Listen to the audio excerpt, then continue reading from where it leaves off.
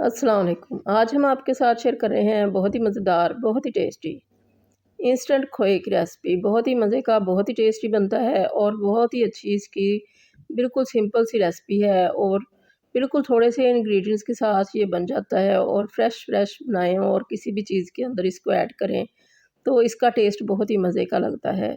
चाहे तो ऐसे ही इसको खा लें, किसी रबड़ी वग़ैरह में, खीर में, हलवे में, किसी भी चीज़ में डाल लें इसको, इसका टेस्ट बहुत ही मज़े का बनता है और बिल्कुल थोड़े से इंग्रीडिएंट्स के साथ ही काफ़ी सारा बन जाता है और बहुत ही झटपट से ये तैयार हो जाता है।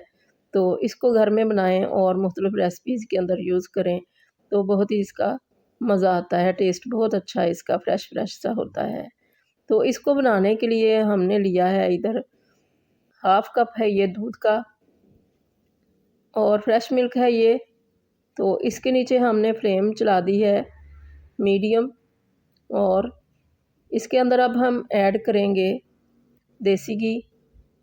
चाहें तो बटर ले लें, चाहें तो देसी घी ले लें और बटर या देसी घी से इसका टेस्ट बहुत ज़्यादा अच्छा मज़ेदार हो जाता है। तो ये हमने फुल भर के 2 टेबलस्पून डाल दिए हैं देसी घी के। तो अब इसको हमने थोड़ा-सा हीट अप करना है।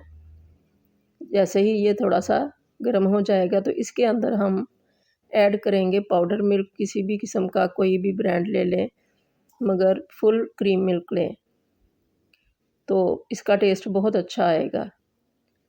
तो ये अब काफ़ी गर्म हो चुका है हमारा मिल्क जो हमने डाला हुआ है पैन के अंदर।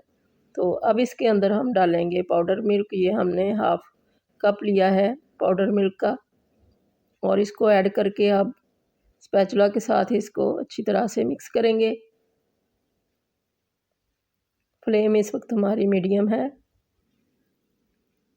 तो इसको मिल्क को डालने के बाद इसको मुसलसल हमने चलाते जाना है। तो स्पैचुला के साथ इसको साइड से क्लियर करते जाएं क्योंकि ये जल्दी से जमने लग जाता है। काफ़ी थिक हो चुका है ये। तो जैसे ये थिक होगा तो ये बहुत ज़्यादा जल्दी से साइड से जमने लग जाएगा। तो साथ ही इसको क्लियर करना है और नीचे से भी इसको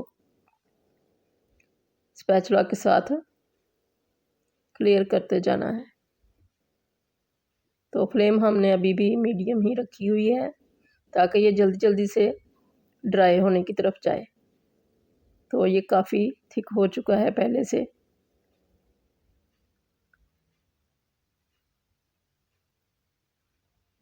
तो बस मुसलसल इसी तरह से हमने इसके अंदर स्पैचुला के साथ इसको हिलाते जाना है। अब इसके अंदर हमने काफ़ी थिक हो चुका तो हमने हाफ़ कप और ऐड कर दिया इसके अंदर पाउडर मिल्क का और इसको अब जल्दी से इस तरह से चलाते जाएंगे स्पून को और इसके बहुत अच्छे से पार्टिकल्स बनते जाएंगे जैसे कि खोए के अंदर होते हैं।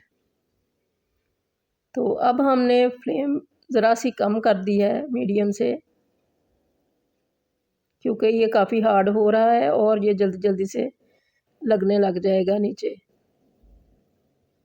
तो साइड से इसकी क्लियर करते जाएं, साथ नीचे से भी इसको चलाते जाएं। बस इसका इतना ही काम है, बहुत केयरफुल हो के इसको करना है। तो बहुत जल्दी से ये हार्ड हो जाएगा। अब तो इस स्टेज पे अगर आपको मीठा खोया चाहिए तो इस स्टेज पे दूध के साथ ही थोड़ी सी चीनी भी ऐड कर लें, 2 से 3 टेबलस्पून। मगर हमें ये फीका ही चाहिए क्योंकि दूध के अंदर अपनी भी काफ़ी मिठास है और हमने किसी डिश के अंदर जिसमें भी हमने इसको ऐड करना है, जैसे कि हमने गाजर का हलवा बनाया है तो उसके अंदर काफ़ी मीठा है, तो इसको ऐड करेंगे तो बैलेंस हो जाएगा। तो अगर आपको मीठा चाहिए तो फिर इसमें चीनी भी ऐड कर लें, मगर ये हमने फीका ही बना लिया है और ये बिल्कुल डन हो चुका है।